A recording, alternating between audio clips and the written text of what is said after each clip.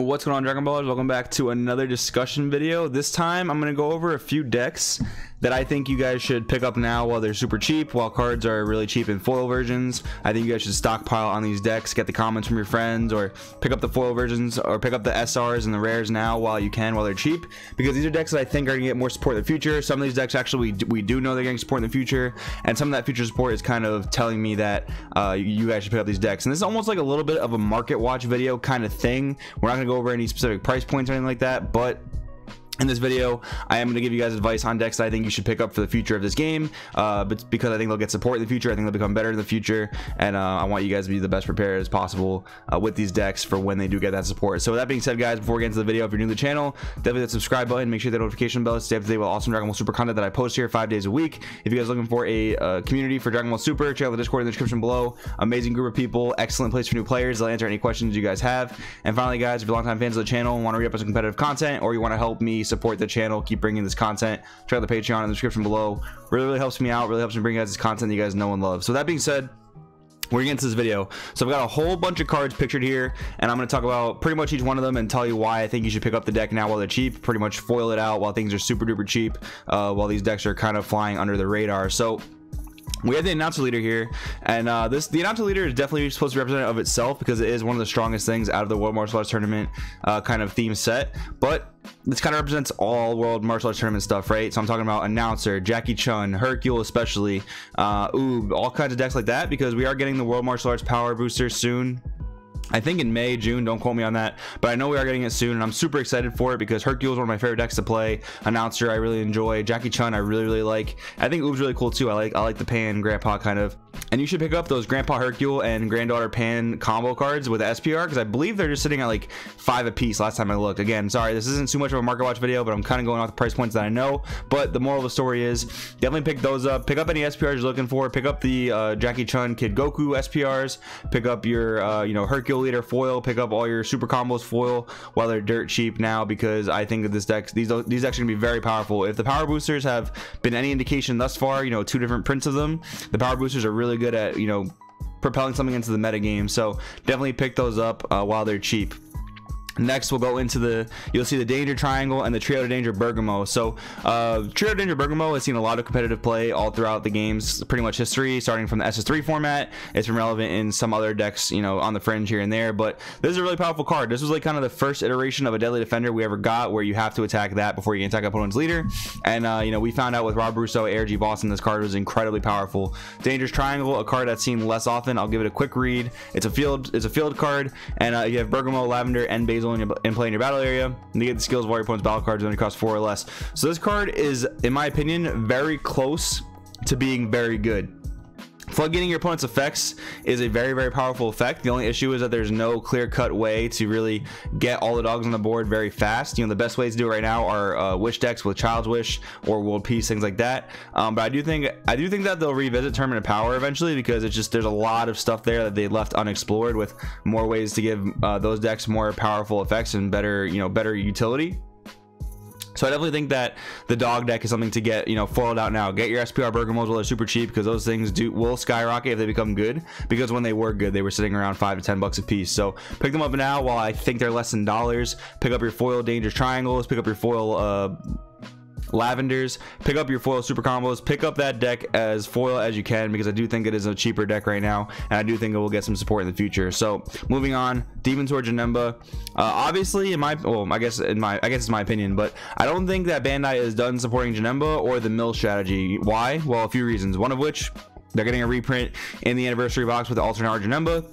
Another reason, we saw dual color support directly supporting Janemba and Agent of Destruction, but also kind of the mill variant. It does only mill 1, so I don't think it's the greatest card in that deck necessarily, but it is a dual color blue yellow, and a lot of people I've seen between my own team and other people have been theorizing a blue yellow Janemba deck even before that dual color card came out. So blue yellow Janemba was always kind of in the works. Nimbus in Janemba kind of just makes perfect sense, because you stall the game out, you mill your opponent out, you win. It kind of just goes like bread and butter. It's just been a little bit hard to utilize, but I think now with dual color cards, blue yellow really pushing that, I think it's going to be really important to pick up. And I think we'll continue to get dual color cards that support Janemba. We got the new Janemba 2 drop that supports Agents of Destructions, and we got the blue yellow support. So I definitely think you should pick up your Janemba deck as foiled out as possible. if you're interested in playing that deck, and if you agree with me that you think it'll get more support. Next up, we've got the 3-drop Cell. So this card is another talking point because they did limit this card to 1 in the Dragon Ball Super card game. I do think you should pick up the rest of the Android stuff as foil as physically possible, especially those SPR cells, guys. I'm actually not sure where they're sitting at right now, but maybe we'll check it out. Let's see. Let's go check out what the cells are sitting at right now, because I am kind of curious now. Sorry, this is I guess a little bit less prepared video. I didn't expect to do this, but Perfect Force Cell, if I could spell, that'd be amazing. Perfect Force Cell SPR. Let's see where we're sitting at right now. These are sitting at $15 a piece, so that's relatively cheap to what they're normally sitting at. When this card was meta relevant, this thing was sitting at like $30 to $40 a piece. So I do think that's a little bit better pickup now than in the future, because I do think if this deck becomes back into popularity, those things will skyrocket once again. And the reasoning Bandai gave us for limiting this card to 1, don't forget, guys, was that so they could open up design space within the Cell realm, with the Android realm, right? They didn't want to print any more amazing Cell 5 drops or low Cell drops that this thing could just cheat out for 3 energy, right? That's kind of the indirect explanation they gave when they did that ban list. So I do think you guys should pick up the foil Android deck as fast as humanly possible, just to have it for the future. You know, me personally, I am that type of player that stockpiles things for in the future when they might be good. I have my collection binders. I try and collect as many foils as possible, trade to pick up the foils I'm looking for decks that I might like in the future. That's kind of the moral of the story for this video, is just getting you guys prepped on decks that I think are gonna get future support, and I think they're really cheap right now, so you guys should just go pick those up. Next up, we have OG Broly the Supreme Berserker here. He's one of the newer cards that came out in set 6 that's still supporting that OG Broly deck. And honestly, this SPR, guys, this is one of my favorite card arts from the entire set, from all of set 6. I kind of like this version better than the SPR, to be honest, but with that aside, they've been supporting OG Broly since set 1, right? Like, this deck has just always seen support. This deck has a cult following. Shout out to Josh with the Broly Players Facebook page. This deck has just been getting support since day 1 of this game, and I think it will continue to get support. And I do think that we're kind of one slow format away from OG Broly actually being a lot more playable in the meta game. At least it's very playable on a local casual level, but in terms of meta game, I think we're just a few more good cards away and a little bit slower of a format away from seeing a meta relevant green Broly OG Broly deck. And I think there's some more evidence of that, besides, you know, set 6 getting this deck another SR. I do think that this the 3-drop Endless Evolution Broly getting a reprint in the anniversary box is going to be kind of telling that we're going to get some more support for this deck in the future. So I definitely think you should pick it up. Definitely think you should pick up that OG Broly deck. Maybe pick up your Judge 1-drop Broly's. They're probably pretty expensive right now because they did just come out, but I think as time goes on, if you guys give it one more set or give it one more month or so, those will probably drop down to only a few bucks a piece, maybe even less. Pick those up, guys, because when this deck gets more support, it's going to be really, really powerful, because this is going to be a better hand control deck. Hand control is not super relevant right now, but Slug is kind of the best thing we have, in my opinion, from at least what the data shows. So having this Broly deck on the bench for when it gets new support is gonna be really, really good, in my opinion.